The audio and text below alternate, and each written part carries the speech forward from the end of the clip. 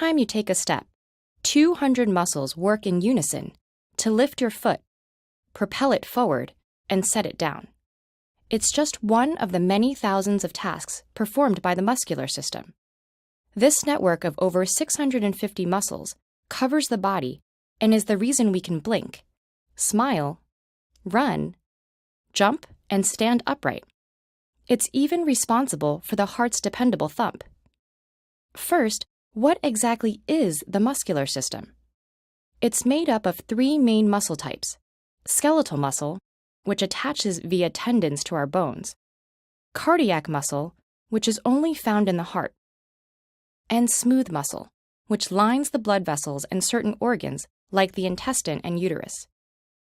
All three types are made up of muscle cells, also known as fibers, bundled tightly together. These bundles receive signals from the nervous system that contract the fibers, which in turn generates force and motion. This produces almost all the movements we make. Some of the only parts of the body whose motions aren't governed by the muscular system are sperm cells, the hair-like cilia in our airways, and certain white blood cells. Muscle contraction can be split into three main types. The first two, shortening muscle fibers and lengthening them, generate opposing forces. So the biceps will shorten while the triceps will lengthen or relax, pulling up the arm and making it bend at the elbow. This allows us to, say, pick up a book, or if the muscle relationship is reversed, put it down. This complementary partnership exists throughout the muscular system. The third type of contraction creates a stabilizing force.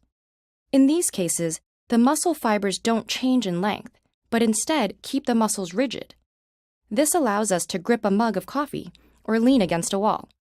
It also maintains our posture by holding us upright. Skeletal muscles form the bulk of the muscular system, make up about 30 to 40% of the body's weight, and generate most of its motion. Some muscles are familiar to us, like the pectorals and the biceps. Others may be less so, like the buccinator, a muscle that attaches your cheek to your teeth, or the body's tiniest skeletal muscle, a 1 millimeter long tissue fragment called the stapedius that's nestled deep inside the ear. Wherever they occur, skeletal muscles are connected to the somatic nervous system, which gives us almost complete control over their movements. This muscle group also contains two types of muscle fibers to refine our motions even further: slow twitch and fast twitch. Fast twitch fibers react instantly when triggered, but quickly use up their energy and tire out. Slow twitch fibers, on the other hand, are endurance cells. They react and use energy slowly so they can work for longer periods. A sprinter will accumulate more fast twitch muscles in her legs through continuous practice, enabling her to quickly, if briefly, pick up the pace. Whereas back muscles contain more slow twitch muscles to maintain your posture all day. Unlike the skeletal muscles, the body's cardiac and smooth muscles are managed by the autonomic nervous system, beyond our direct control. That makes your heart thump roughly 3 billion times over the course of your life, which supplies the body with blood and oxygen. Autonomic control also contracts and relaxes smooth muscle in a rhythmic cycle.